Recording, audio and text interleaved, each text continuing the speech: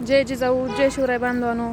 तर कालचा आम्ही दिवसभरचा प्रवास करून अमरज्योत मंगल कार्यालय इथं आम्ही काल मुक्काम केला आणि आता निघालो आहे तिकडं शिवनेरीकडं.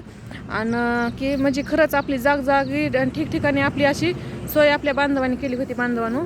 तर बघा की काल इतके म्हणजे आपल्या महिला बहिणी असतील किंवा बांधव असतील अशी सोय केली होती आणि इथं आराम केला आणि पहाटे ज्याच्या त्याच्या हिशोबानं जे ते उठून गेले बांधवांनो. तर खरंच म्हणजे आपल्याला कुठं अडचण येईल किंवा काय होईल, तर कुठंही काही अडचण येत नाही, काय नाही. फक्त आपल्या मनात इच्छाशक्ती आणि असेल तर मार्ग नक्कीच निघतो म्हणायला काही हरकत नाही बांधवांनो.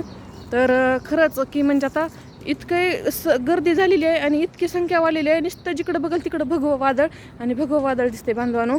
तर तरी पण आणि की जे कोणी घरी असतील किंवा काय असतील, तुम्ही आज निघा उद्या निघा पण निघा. आपल्याला अशी मुंबई जाम करायची ना, महागारी जर चाललं ना तर किमान 2 दिवस तरी बाहेर निघता आलं नाही पाहिजे. अशी आपल्याला मुंबई जाम करायची आणि ह्या सरकारला आपली एकजूट दाखवून द्यायची. एकीची ताकद काय आहे ह्या सरकारला आपण दाखवून देऊ आणि आपल्या हक्काचं आरक्षण घेऊ.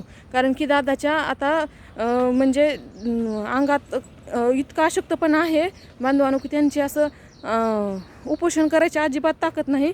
आणि जर नाही आरक्षण दिलं तर दादा 100% उपोषणाला बसणार. त्याच्यामुळं आपण एकजुटीचा लढा लढायचा आहे, एकजुटीनं ताकद लावायची आणि दादांना उपोषण करू द्यायचं नाही. ही जिम्मेदारी आपली सगळ्या मराठा सेवकांवर आहे. तर जय जिजाऊ जय शिवराय, एक मराठा कोटी कोटी मराठा. मी पण चालले मुंबईला, तुम्ही पण चला. 2 दिवस काम बुडवू, आपल्या मुलाबाळांचं आयुष्य घडवू.